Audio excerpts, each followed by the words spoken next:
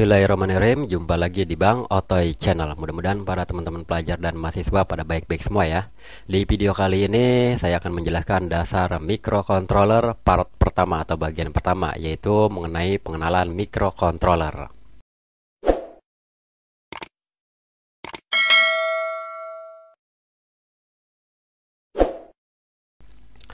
Siapa yang tidak kenal microcontroller? Microcontroller atau yang disingkat dengan MCU, Microcontroller Unit, adalah pengendali yang merupakan suatu komputer kecil yang terletak di dalam sebuah chip atau IC Integrated Circuit yang berisikan inti prosesor, memori, dan komponen I/O yang dapat diprogram.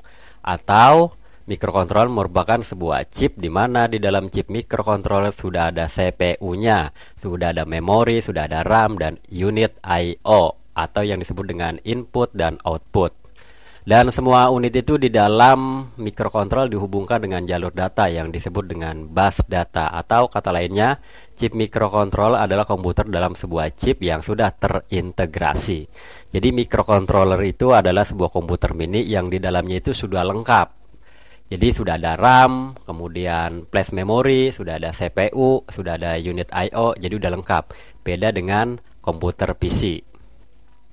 Microcontroller memadukan CPU, ROM, RAM, I/O, baik itu paralel atau seri, ada juga counter timer dan rangkaian clock dalam satu chip tunggal. Dan bisa dilihat pada gambar diagram blok berikut ini, di mana RAM dan ROM-nya itu masuk dalam kategori memori. Kemudian di sini ada paralel input output dan juga serial ya, dan di sini juga sudah ada blok CPU. Di sini juga ada fungsi timer counter, ada konversi analog ke digital, ada konversi digital ke analog. Kemudian juga ada rangkaian clock dan tentunya bisa dilihat dengan jelas melalui gambar ini. Nah, perbedaan utama antara keduanya dapat dilihat dari dua faktor utama, yaitu arsitektur dari sisi perangkat keras hardware dan aplikasi masing-masing. Ditinjau dari segi arsitekturnya, mikroprosesor hanya merupakan single chip CPU ya. Jadi kalau mikroprosesor itu cuma satu, dia chip, jadi harus bergantung dengan yang lainnya.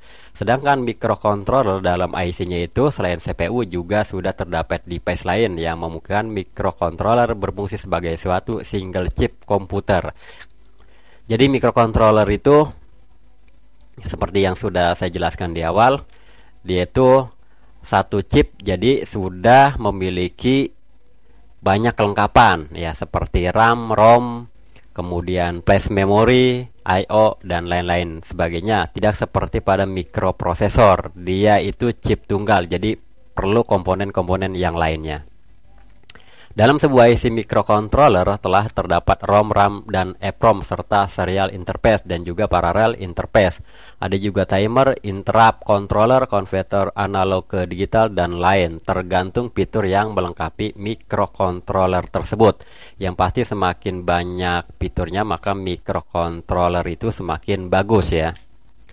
Sedangkan dari segi aplikasinya, mikroprosesor hanya berfungsi sebagai central processing unit yang menjadi otak komputer. Sedangkan mikrocontroller dalam bentuk yang mungil dan pada umumnya ditunjukkan untuk melakukan tugas-tugas yang berorientasi kendali atau kontrol pada rangkaian yang membutuhkan jumlah komponen minimum dan biaya yang rendah.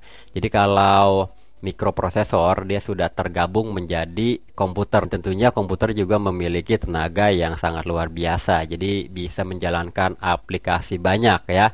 Tidak seperti halnya microcontroller. Kalau microcontroller itu dia fungsinya berorientasi kepada sistem kontrol atau kendali.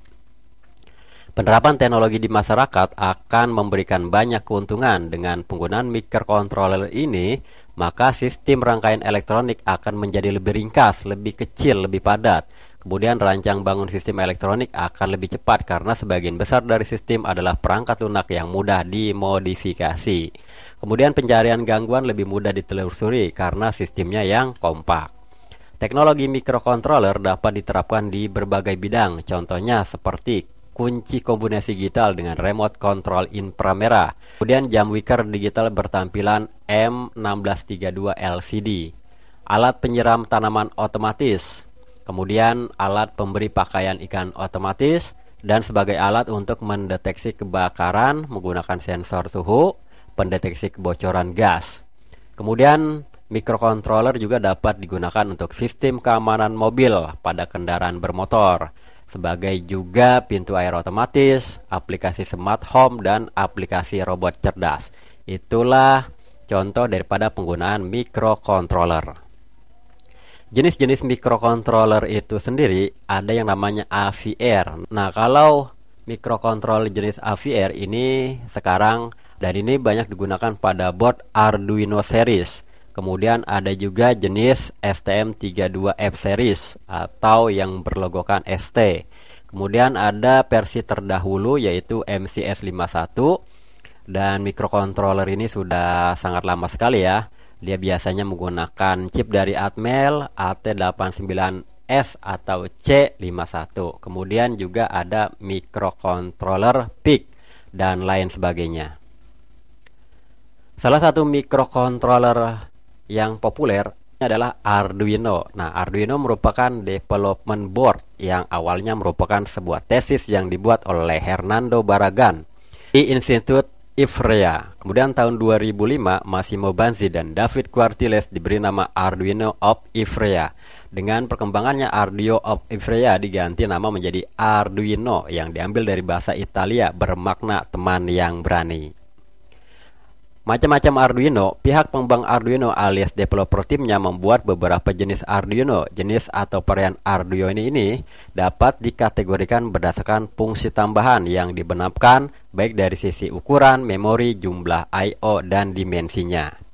Contoh salah satunya adalah papan Arduino Uno. Ini adalah papan Arduino yang paling banyak digunakan karena bersifat universal. Kemudian Arduino Mega 2650 dan ADK. Ini adalah papan pengembangan yang memiliki kapasitas dan kemampuan lebih banyak daripada Arduino Uno. Dia memiliki memori yang pastinya lebih besar dan I/O-nya juga lebih banyak. Bisa dilihat di dalam gambar yang ada di slide ini. Kemudian ada papan Arduino Due. Arduino berbasis ARM. Di sini ARM sama seperti ATmega, yaitu sama-sama microcontroller. Tapi kalau ARM lebih ke mikroprosesor yang awalnya dikembangkan untuk PC personal komputer.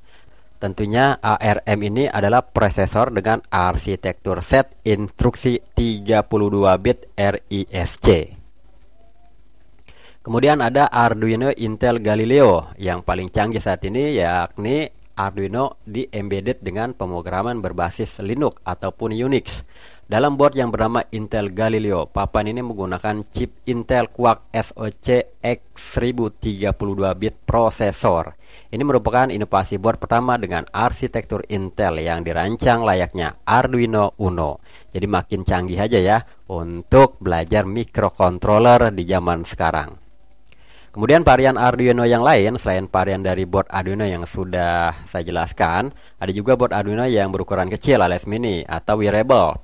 Nah, ini diuntukkan dari Arduino ini adalah untuk membuat sistem yang kecil dan menggunakan daya yang tidak terlalu besar seperti WSN Wireless Sensor Network, di mana sistem WSN membutuhkan daya yang seminimal mungkin untuk dapat bertahan hidup dalam waktu yang cukup lama.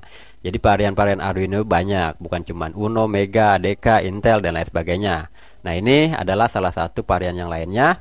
Disebut ada Arduino Micro, Arduino Mini, Arduino Nano, ada Arduino Vio. Baik teman-teman pelajar dan mahasiswa, tadi sudah dijelaskan beberapa pemahaman tentang pengenalan Arduino. Sekarang silakan coba kerjakan soal berikut ini.